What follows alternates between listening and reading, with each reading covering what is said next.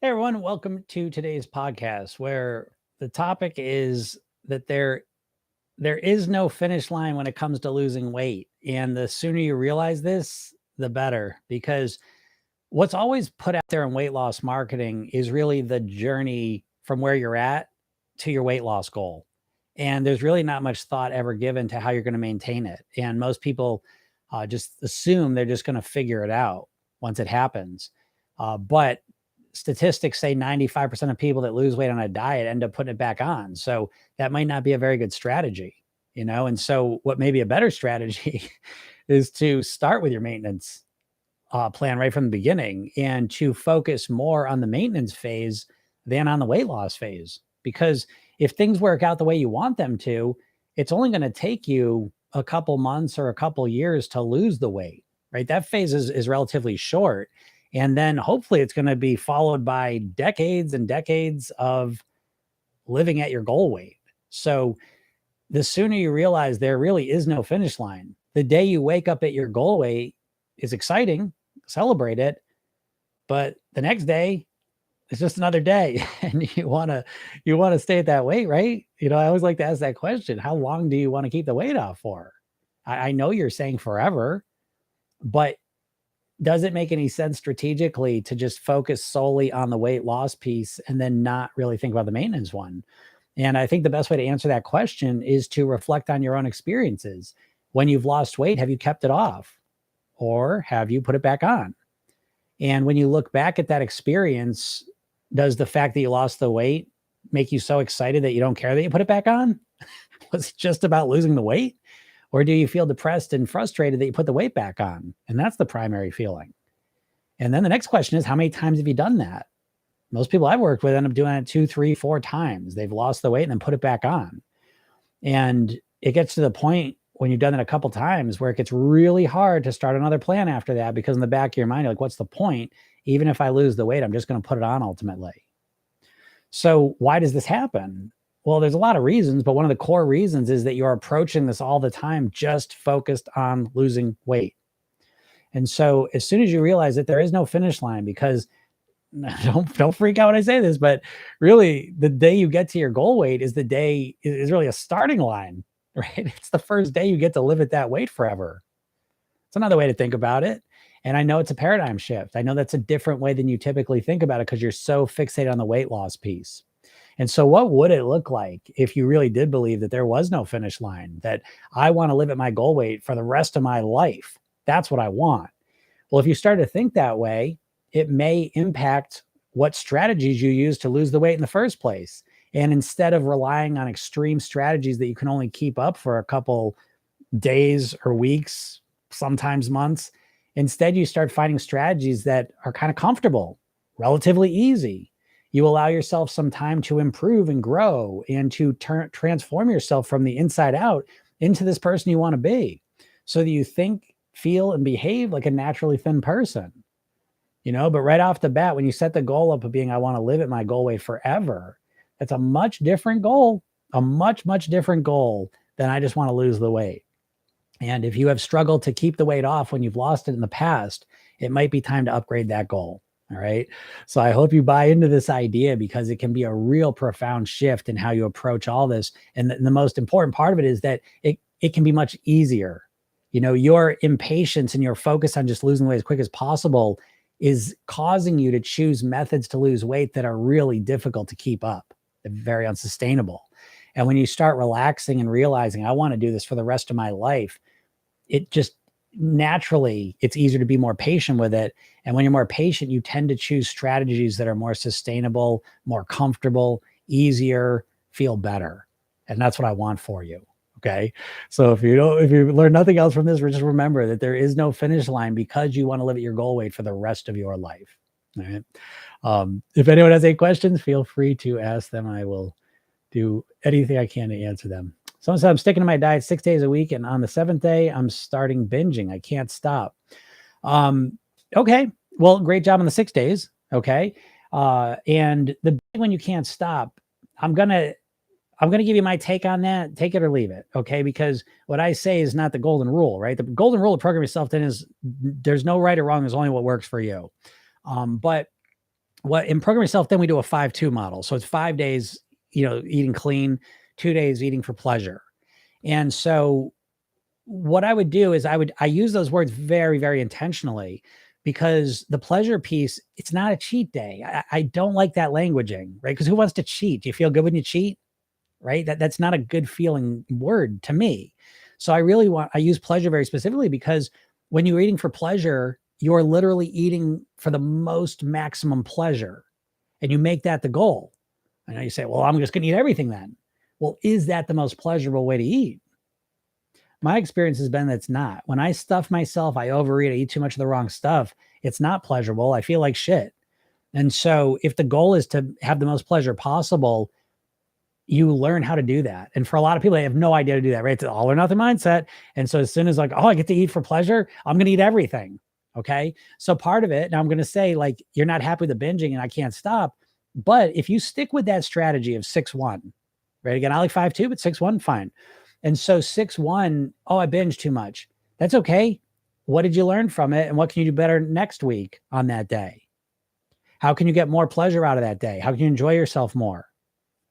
And the answer may be not to eat as much, not to eat the wrong foods, right? And so instead of looking at like, oh, that's what happened on the first day, I let myself relax and look at, I ate everything, I blew it.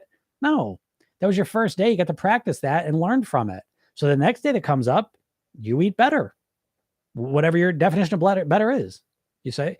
So when you approach it this way, there's no failure, there's no right or wrong. There's just what you do, and there's learning from it and evolving and growing and moving in the direction you want to go in. So again, great job with the 6 days. The one day you realized you binged too much and it didn't feel good. So looking back on it, what could you do different this week coming up? And try that out and see where it brings you. Okay. Sweet Rosie, you're helping me so much and changing my way of thinking. Thank you. You're welcome. That's what I do. That's what I'm here for. Help you all out. What's up, Miss Independent? Robert says, I enjoy the mental aspect of weight you offer. It's been a great help. I've lost 40 pounds since mid-March. I'm going to take a little screenshot time. I always love hearing those stories. I always love it. I mean, again, I've been hearing this stuff. I've been doing this professionally for 20 years. So it's not unusual for me to hear, all the success stories, but I never get sick of them. It always makes me so happy, because the way you're doing it, the mental aspect, when you lose weight that way, it's just so different, and one of the differences is there's such a foundation under you, the dieting, dieting's like, it's like there's quicksand under you, right? There is no foundation. There's just anxiety and tension of when you're gonna put the weight back on, right? But when you use a mindset-based approach to mastering your weight, not only does it feel better the whole time, but it feels like it's something that's gonna last, So great job, Rob. That was quite an accomplishment. Good job. To where I know I'll be successful. I'm making the necessary changes needed. Oh, the mental changes needed. That's great. Yeah, sweet Rosie. That's awesome. That's so great. That's what I love to hear. When you start focusing on the mindset thing too, like it gets rid of, most people when they want to lose weight, it's just all about that scale, right? It's all about like how they ate and what the scale says. And there's no like awareness of all the other factors that impact that. Like in Program Yourself there, one of the first things we learn is like, okay, you got your weight here, and your weight equals the calorie consumption that you average, right? Mostly. There's how you move too, but it's mostly the calories you're consuming. And most people know that. That's why when people want to lose weight, they go on diets, right? They cut their calories down. Great. But that's pretty much people's entire weight loss approach. That's their whole system.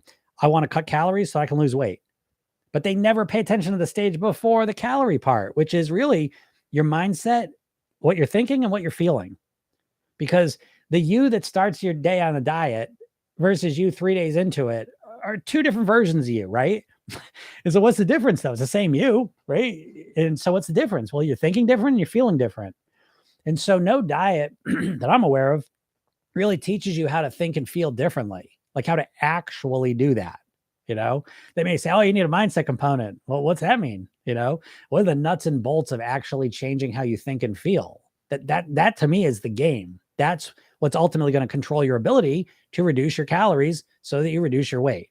And again, it's one of those things that I don't know how. I mean, it's a what, $65 billion a year industry, the weight loss industry. How can $65 billion be spent and no one talks about mindset? I don't know. I can't answer that, but just seems to be that's what the situation is. Any advice on how to Any advice on how to find the right amount of calories? Yeah. The way I like to approach it is, now this is going to sound strange probably to you, but this is what I think. I think what I like to do is what I always recommend is structuring your reading, right? And what I mean by that is that you start to stabilize it. Like I always say, the golden rule of program yourself, then there's no right or wrong. There's only what works for you. However, one thing I've never seen someone succeed who hasn't structured their reading. Because if you're just going to eat just randomly when you're hungry and just grab stuff whenever, I don't know how you would ever change your weight. So the first thing I think you need to do is kind of stabilize your eating, get it structured so that you're eating consistently the same types of things. Now, again, one of my superpowers, I don't give a shit. I'll eat the same breakfast Monday through Friday. I don't care. I'll eat the same lunch Monday through Thursday. Don't care. And I eat the same dinners week to week. So I do mix it up. Each day it's different, but week to week, it's kind of the same dinners, Monday I'll have kind of a chickpea dinner, base dinner. Tuesday I'll usually have like some sort of Mexican taco-ish dinner. Wednesday sometimes is like a bean soup or fish, I might have. And so it's like I have similar things that I can rely on. But my eating is structured. So I'm eating the same things week after week. And what that allows me to do is, once you've done that for a couple of weeks, couple of months, is now you can say, okay, I want to lose some weight. And now you can look at your eating and you can strategically say, where do I want to cut the calories out? In a much more strategic way. And so you're stabilizing your eating and eating consistently, and then you're seeing what happens to your weight. And then again, you're looking at your eating. Now you strategically say, oh, I could cut calories out there. I could switch this for this, whatever. And so that's how I find the right amount of calories. I'm basing off of what my weight ends up being, and I'm stabilizing the eating. So that's how I go about it. All these calculators and all the rest of it, these calculators are just guesses. You know what I mean? Like that's the part of weight loss that drives me insane, is that, everybody's, there's 7 billion people now in the world. Each person is so different.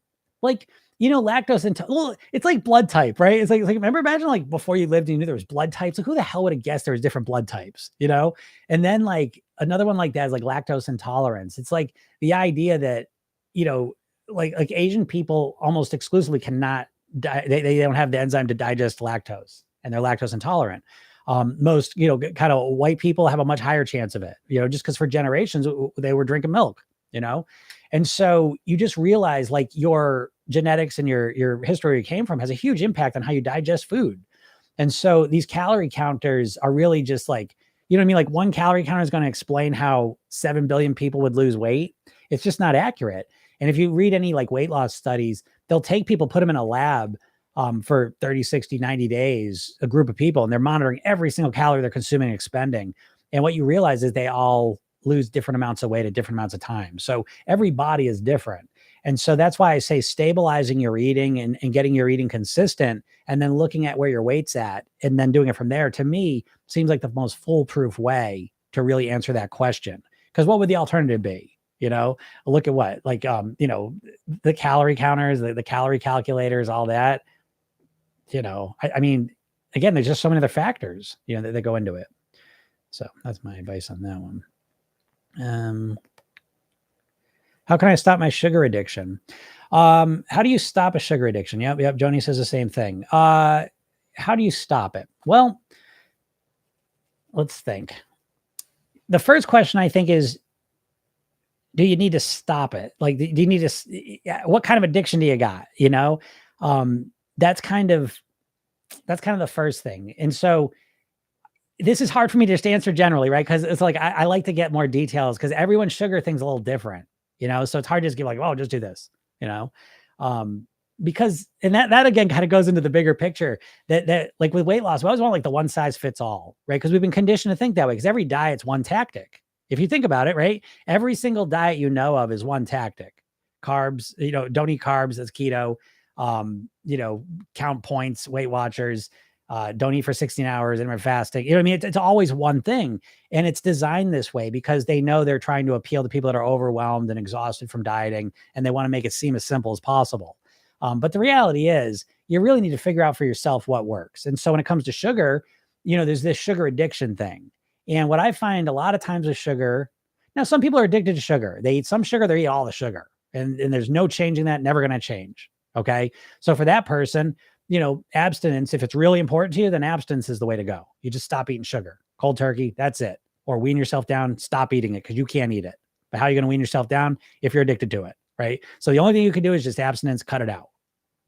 Now, most people I've seen come into the program with that mindset, they've done bright lines, they've done the quiz, they're super addicted.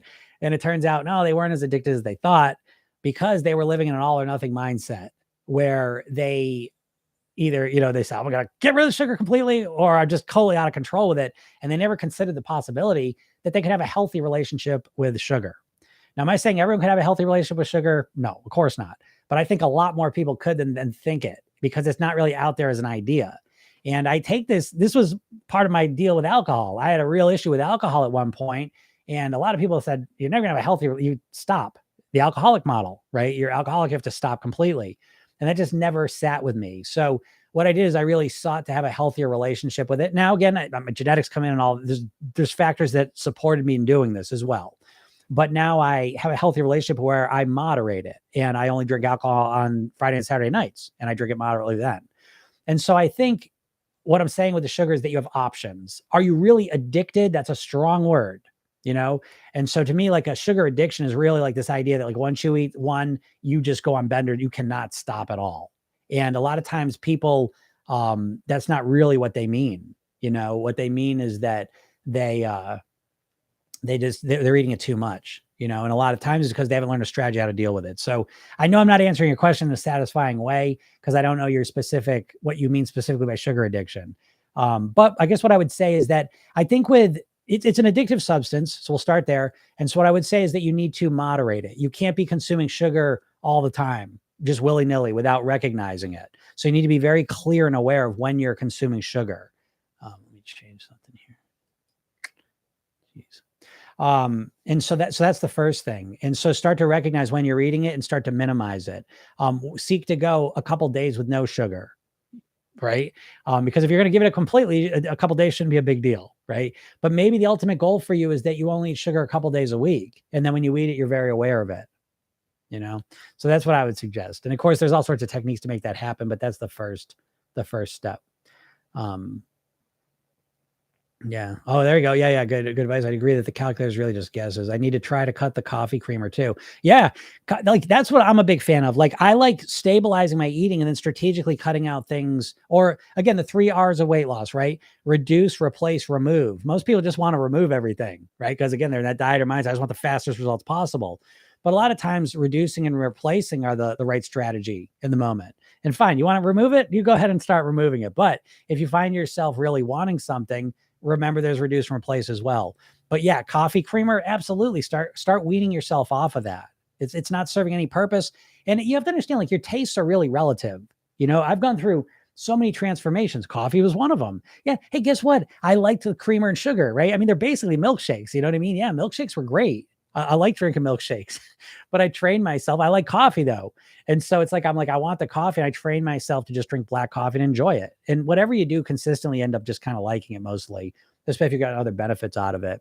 So, that's a great place to start though. But it's that type of thinking that's way more strategic and intelligent in my book, where you're like, okay, coffee cream, I'm gonna start reducing that. That's a smart, intelligent step, and it's manageable. Trying to change everything all at once just seems silly, so good. I think that's a good idea, Julian. Joni says, I need something sweet after meals. Yeah, so do I. I usually, one of the things that works for me, now again, this is me, so I don't like to share this because you're like, oh, I tried that. It doesn't work. That never worked for me. Okay, well, find what works for you. But if you want something sweet after meals, which a lot of people do, great. Strategize something sweet after a meal that satisfies you and is not a lot of calories and that you don't get carried away with. What I found works well for me is like a high quality dark chocolate. If I have a high quality dark chocolate, I can have a couple pieces of it. It's not really much calories or sugar or anything, and it just satisfies me. If I eat a shitty quality chocolate, if I eat Reese's peanut butter cups, like I'll eat a couple of them and then I'll want more of them, and I find that the higher quality chocolate, that doesn't happen with me, but if I really gotta eat fruit, I mean, there's a lot of options you can have, things that are sweet. So give it some thought. What are some things I can have? Again, most people with dieting are in that abstinence model. It's the all or nothing, right? Either I'll eat everything for dessert or I don't eat anything for dessert. And I think the sweet spot is finding, what can I do to satisfy myself that still allows me to reach my goal weight, and be in that body. And a lot of people don't ask that question. And when you start asking that question, you come up with strategies that not only help you get the body you want, but do it in a way that's sustainable and comfortable, which is probably the most important thing. Why do you think I can behave myself with food for a few weeks and then fall off the wagon? Well, Allison, without knowing how you're behaving yourself, I would imagine that it's probably like most dieters. And what you're doing is when you start behaving yourself, you're behaving yourself like 100%, right? I mean, most dieters start day one being 100% perfect, right? You start, I'm going to do this, I'm going to do it. And you're, again, it's the all or nothing. And so you're going to start being 100% perfect. No carbs, no sugar, no this. It's just like, it's all 100%. And what you're doing to make that happen is you're using your willpower. Your willpower is a prefrontal cortex process, and it's a finite process. You need to think your willpower like a muscle. And the more you use it, the more depleted it gets. And so typically people start their diets usually from a place of pain, right? What usually triggers most dieters' weight loss attempts is a spontaneous pain-based event. You see a picture of yourself and you can't believe how you look. You step on the scale, the clothes you promised would always fit, all of a sudden don't fit. Someone says something shitty to you, you got to go to the doctors, and you get so upset. You say, that's it, I got to lose the weight and I got to do it quick. So you pick some, whatever, keto tomorrow, start my plan tomorrow, being perfect. You force yourself to do it for a little while, and then you can't keep it up and you go back in your automated regular eating behaviors. And that's what most people do. And they just keep repeating that cycle over and over for their whole lives. So I don't know. Does that explain it at all? Because that's what I see as the common one. And so, I always use this metaphor because I think it's appropriate because you don't see it. Dieting's become normalized, right? We've had a whole lifetime. Oh, you're welcome, Allison. And so let me give you the alternative though. Anyways, I don't want to leave you with a description of the problem. I'll give you a sense of an idea of a solution. And the specific solution is after yours, but I want you to understand the process behind it. But before I tell you that, again, the diets have conditioned us to think that it's normal to just start tomorrow on a Monday being 100% perfect. And now you're approaching your diets like it's an endurance test, right? No one ever lasts long on a diet, but it's just like, how long can I do it for? And so it's very streaky. It's very like, how many days can I get in a row? Which is really the opposite of what you want because you're really looking for long-term success. So so metaphorically what it's like if you want to play the piano and you start on day one, you're like, I want to really learn the piano. I want to learn it quick. So you play for 10 hours. I'm gonna play 10 hours a day. Yeah. Okay. The first day, but the second day, your fingers are all cramped up. You can't move them. You ain't practicing anymore. And that's kind of what people do metaphorically to themselves with the diets is they overwhelm themselves. You overcorrect and you overwhelm yourself so you can't stick with it. And so diets aren't really focused on long-term change. They're focused on this very impulsive, I just got to do it now. This very emotional decision to try and fix everything all at once. And so what's the alternative to that? Well, in Program Yourself Thin, we're not trying to change everything all at once. It's too overwhelming. It's a shitty strategy. It has a very, very low success rate. So why do it? Some people are addicted to doing it. They just won't accept any other way. But, if you ever realize, holy shit, this never works for me. I can't stick to anything longer than a couple of weeks. What's an alternative? Well, you start slow and I always suggest people start on their worst eating habit. Whatever your worst eating habit is, maybe it's snacking at night, eating too much at dinner, eating in the afternoon, whatever. You pick your worst eating habit and you go to work on strategically resolving it, not just forcing yourself not to do it. Stop that. That's the diet mentality, right? You're just going to use willpower to control your behaviors for a little while. What we want to look at is how can I change this behavior for good? In order to do that, you need strategy.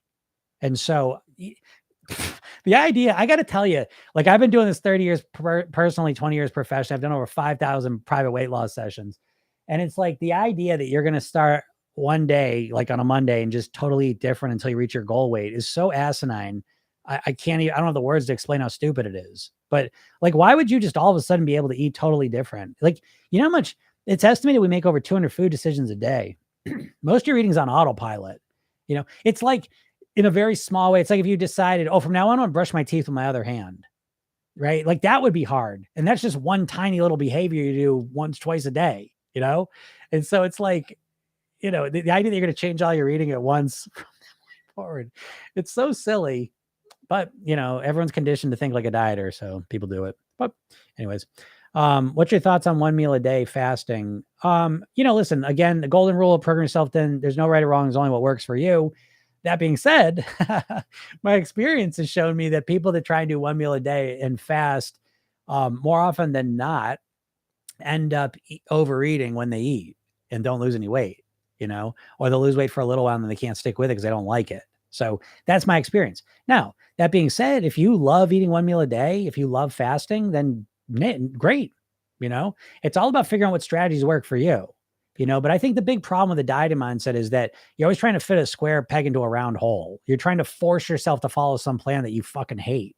It's like, why? Why not take a little bit of time and come up with a plan that's customized around you?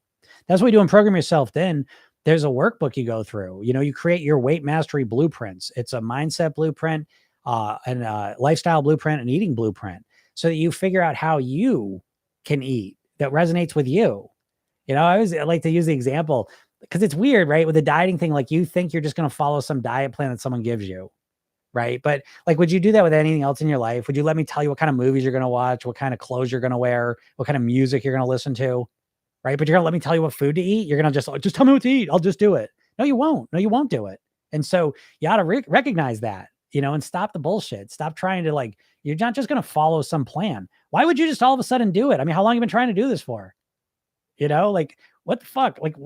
What's going to change between now and some future you, where all of a sudden you're just eating totally different, where all of a sudden you're just not eating carbs ever again, where all of a sudden you're just not eating for 16 hours, all of a sudden you're just eating one meal a day forever and loving it, I don't know. I'm not saying you can't work up to those things either, by the way, but the idea that you're just one day just going to start being a totally different person, it's literally, it's like saying tomorrow I'm going to be right-handed. Tomorrow I'm going to be left-handed. No, you're not. No, you're fucking not. You know what I mean? It's just such a lack of understanding of what's at stake here. I don't blame you. Don't take this personally. It's because of the diets have conditioned us. They try and make it seem so simple. That's the game they're in. But your weight is like a very holistic process. There's lots of factors that are influencing your weight. And the idea you're just going to follow a meal plan and eat differently starting tomorrow. Why would that happen tomorrow? You're not thinking any different. Your identity's not any different. Your history's not any different. Your environment's not any different. But all of a sudden you're just going to eat totally different. It just defies any logic. But if the one meal a day works for you, you knock yourself out. Why does calorie counting stress me out so much? Because it's unnatural. Your eating is done on autopilot, which is why weight loss is so hard. And so there's just a little background. You have two minds. I think it's helpful to understand this. You have a conscious mind and a subconscious mind. The conscious part of your mind is your rational, logical mind. It's the part of you that knows you should lose weight, knows why you want to lose weight, knows what you should do to lose weight, tries to get you to do it, right? That's where your willpower is. And your subconscious mind is a part of you that runs all your habitual thoughts, feelings, and behaviors. That's the part that's controlling your weight, because most of your eating is just done on autopilot. Right? Let's think, you're not eating different stuff every day, every week, right? You eat the same shit every week, and you eat at the same times, and you eat in the same patterns. And so it's all automated. And so anatomically, your conscious mind, it's your prefrontal cortex, is about 10% of your brain. And your subconscious mind and unconscious is 90% of it. And so again, it's like if all of a sudden I want to brush my teeth with my other hand, right? That's stressful. Why? Because I cognitively have to think about everything I'm doing. It'd be like trying to write with the other hand. Right. And so it's like, you kind of could do it a little bit, but it's really hard because you have to think about it. It hasn't been automated. You don't know how to fucking write, by the way. You're not writing. If you knew how to write, you'd be able to write with the other hand easily. It's your subconscious mind. It's your muscle memory. It's your neural connections that know how to write. You're just going along for the ride. Your prefrontal cortex is thinking up the words and stuff. So you're subconscious, but then you're just writing it on autopilot. And that's how your eating is. And so all of a sudden with a diet, you're trying to micromanage subconscious behavior. Let me put it a different way. It's like, imagine you had just to remember to breathe from this point forward. We'd all pretty much die. And that's an important thing to remember, but we're not built to remember and be aware of every little thing we do behaviorally. We're built to learn stuff and then let it run on autopilot. And your eating's just like that. And so when you diet, you're trying to micromanage and consciously choose everything you're going to do. And it's overwhelming and stressful. So that's why. Julian says, I like intermittent fasting and skipping lunch. If I eat lunch, it's usually game over because my coworkers like junk. Yeah. See, but again, that's what strategy is. You know what I mean? It's understanding the different situations and having a strategy that works for you. And then sometimes strategies, when you're first coming up with them, implementing them, it's a little bit of, you're using willpower and you're using effort to make it happen. But we're really optimizing towards, will this last for me? Is this a strategy that's going to last long-term? And is it appropriate for the situation? So yeah, if that strategy works for you, great. If you like it, that's what you want to optimize around. What we can't do is just say like, will it help me lose weight? Anything that makes me lose weight, I'm going to do, you know?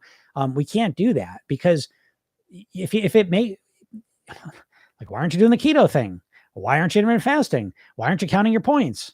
Well, you know what I mean? Like, why aren't you doing the Mediterranean diet? Whatever diet that you think is the best, why aren't you doing it? And what you're going to realize is that you don't want to do it because you don't like it. And so where do you go from there? Well, you take aspects of the diet you like and you tweak them and make them fit for you. You start slow. You don't have to do it 100% right. Well, they're not going to do 100%. What's the point? Yeah, you have to stop thinking that way because there's a saying that people overestimate how much weight they can lose in a month and underestimate how much weight they can lose in a year. So say you want to do keto. Great. Why do you have to start 100%? Because you got to go in ketosis right away? That stuff. That's a whole nother story. To follow a diet made for epileptics, I guess people are desperate. But say you want to do keto. Why not start slowly?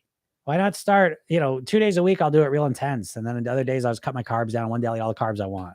Who knows? And then next month I'll add a day to it, whatever. But no one ever wants to start slowly and think of it. Again, what I always program yourself thin's it's a path of mastery, so we're talking about weight mastery. Most people just focus on weight loss. And if you're just focused on weight loss, you don't really need to learn anything. You just force yourself to eat less calories until you lose weight. But that's short term. That's a short term process, isn't it? I mean, has it worked long term for you all? So the path of weight mastery is I want to live at my goal weight forever. So I don't give a shit if it takes me a year, 2 years, 3 years. I want to get to my goal weight and live there in a way that's really comfortable and automatic for me. That's the goal. Yes, I don't overeat doing it. In fact, it makes me eat less. I think there are health benefits to one meal a day. Yeah, then great, Jill. Jill, you know what I mean? Like, that's what I say. Like, if it's easy for you, you like it, and there's health benefits that you're noticing, then I would say it's great. And it's not too hard for you. I find a lot of people, intermittent fasting, the main thing I see, here's one of the biggest challenges you have with weight loss is the moral licensing, the licensing effect. And what this is when you do something good and then you tend to follow it up by doing something not so good, right? And I don't mean good necessarily. It's something, so dieting wise, right? So it's like intermittent fasting is famous for this. Working out is the same thing. So it's like you get yourself, right? It takes effort and willpower to not eat for 16 hours or to go work out. And so you use your willpower and effort to do something good. And then what happens is it's a combination. Like you deplete your willpower a bit. That's part of it. But what's deeper than that, cognitive biases are absolutely fascinating, and you really ought to learn about them. You know what I mean? Because they'll really teach you a lot about your brain. Cognitive biases, our brains are wired in certain ways because we evolved evolutionarily in a different environment, right? We evolved in a food scarce environment and in a different environment in general. And so now we live in this modern world and we have this wiring, this primitive wiring in essence. And so we have these things we're stuck with. There's no changing them. Just like we got 2 arms, 2 legs, we're born with certain characteristics. These cognitive biases are the same thing. You ain't changing them. It's just recognizing them and then strategizing around them. But the moral licensing one is one of the challenging ones because when you do something that is good, you don't eat the donut, you get yourself to work out, you don't eat for 16 hours, you don't eat the carb. That's great. But then you got to recognize that there's a window opens up where there's a very good chance that you're then going to overeat something, eat the wrong thing, whatever. And again, as I said, part of it's because your willpower is depleted, and part of it is just psychologically your perception shifts. And it's, I'm not going to go into all the details of how that works, but it's a deep perceptual thing. So anyways, you might as well recognize that. And you got to factor that in. Again, this is what I'm trying to say. The diets are like carnival games, and they're always trying to make something that's challenging seem really easy. And so that's caused you to believe that weight loss really just comes down to your willpower. And it's just not true. Your willpower is not a good tool to master and change your weight. It's really not. It's a tool, but it's not the only tool that you need. You need other tools. And recognizing that's one of the most valuable things you could do, put yourself on a path of weight mastery.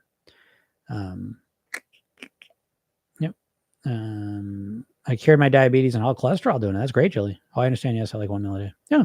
If you like 1 meal a day, that again, it's there's just no right or wrong. The 7 billion people is that many? I don't know if I get that number right, but 7 billion people, right? It's like everyone's got to figure out what's going to work for that. 7 billion people going to be keto. They're going to be ketosis.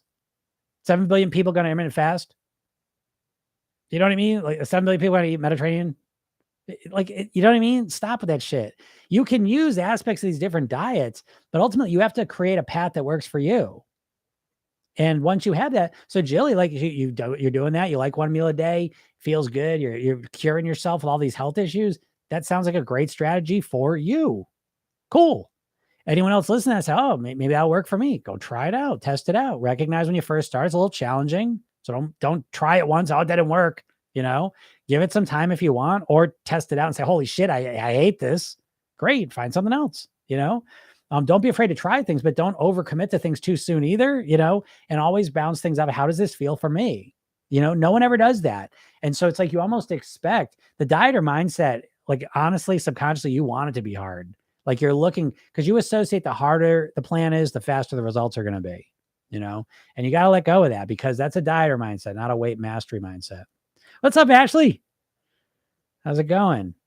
Ashley, I'm glad you're on here, because I was going to email you, but now I can just tell you is, your email got screwed up in the system for some reason. So if you had not been getting emails, that should be fixed now. But I noticed that yesterday. So I know there's a couple of days where you weren't getting emails. It was this goofy reasoning, but the service fixed it. So you should get those now. So sorry about that. What's up, 33 million K? Yeah. Yeah. So Julie says, yeah, you're so right. So again, it really is, because when it resonates with you, like, that's why I could sit here and put like a diet plan together and like, eat like Jim, do the gym diet, and it's like what I do, but I would never do that, because, like, it's my plan. I mean, it's a plan I came up with and I'm continuing to work on for 30 years. It's mine. I'm me. You're you. Honor yourself. That's a whole other part of this whole process, is realizing that this really is a process to become the best version of you. And in order to become the best version of you, you have to have a mindset, a lifestyle, and an eating plan that are built around you, your preferences, your genetics, your likes and dislikes, your lifestyle. This idea that you're just someone who's never met you and you've never met is going to give you an eating plan you're just going to follow for the rest of your life. Like, really? That doesn't sound like a good strategy to me. And it doesn't sound like it's going to be very effective either, So anyways, getting some, but maybe I missed a few. I think so. Yeah. So you get them through the app anyways. But I think I emailed you anyways about the class yesterday, which actually didn't even happen. It was a technical issue. Couldn't get on there. It was a pain in the ass. But anyways, we're all set for tomorrow and stuff. So, and I'm going to send you that link to the other program I was telling you about. I forgot about that. Busy week. Crazy with all the holiday stuff. My kids are out of school, which brings me up one more thing. I got to get out of here in a minute. But I was talking earlier about how with weight loss, there really is no finish line. And what's up, Pastor? There's no finish line. And I think that's so important. It's a little discouraging, like when you first hear it, but again, I'm not here to bullshit you. I'm here to help you genuinely master your weight. And I think one of the things that's important, to recognize is that, like, mastering your weight's kind of like surfing, right? Because it's like the waves are always changing. Conditions are always changing. So there is no like diet plan. Oh, I follow this diet plan forever. One meal a day. It can resonate great with you. My plan resonates great with me. I love my eating plan. Love it. But all of a sudden my kids are out of school and they want to get ice cream every night. They want to eat shit every day. It's like my eating got thrown off a little bit. So you know what I mean? Like, it's not enough just to have a plan and so I want to follow this perfectly all the time. No, you're not, because you're not a robot. You know what I mean? And things happen in life that throw us. We don't sleep well. I'm tired, or I don't know. I got like flat tire. There's just shit that happens all the time.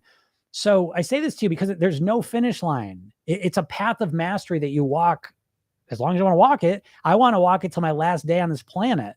And so I'm okay. I know there's going to be bumps. I know I'm going to get off track sometimes, but I've got strategies to get back on track quickly, and I'm prepared for it. There is no like, I got it mastered it. I'm done. I've figured it out. Because it's like I said, as soon as you get to your goal weight, it's not a finish line. It's a starting line. You know what I mean? Because how long do you want to stay at that weight for? That's why we suggest you really ought to start with your maintenance from the beginning of the whole thing. But people are going to be people and do what they do. But anyways, I just wanted to mention that. You won't be on tomorrow. That sucks. But yeah, you can see it. If you have any questions, you can email them over too. When I overeat one day, should I restrict the next to compensate? I wouldn't do that, because I think it throws everything off.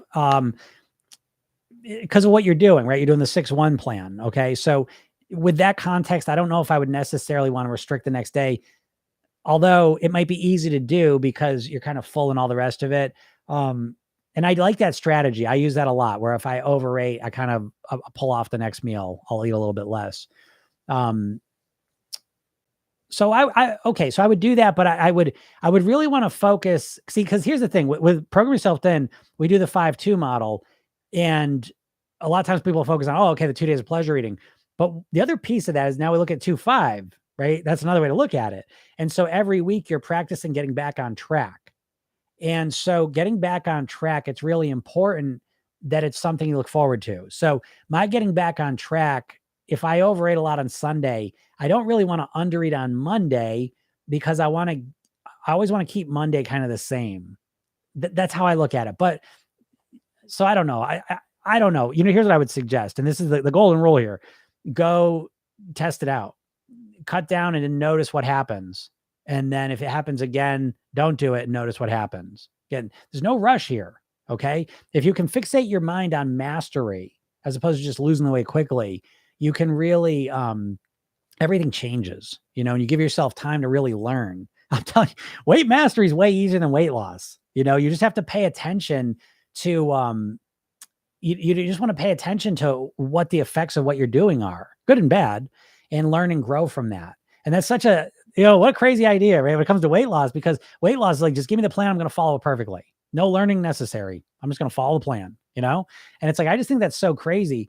I think that's really a process of learning. How do I behave the way I want? How do I get my eating under control? And of course, how do you do that? Well, you have to change how you're thinking and feeling. And you don't know how to do that right now. You're learning it. It's like, again, it's like I play guitar. The idea that like, I've been playing guitar for 30 years. If there's a new song in front of me, like, it's like me saying, oh, well, I know guitar. I'm just going to play it tomorrow. I'll just be able to play it. Like, I don't approach it like that. Like, I'm going to start learning it now.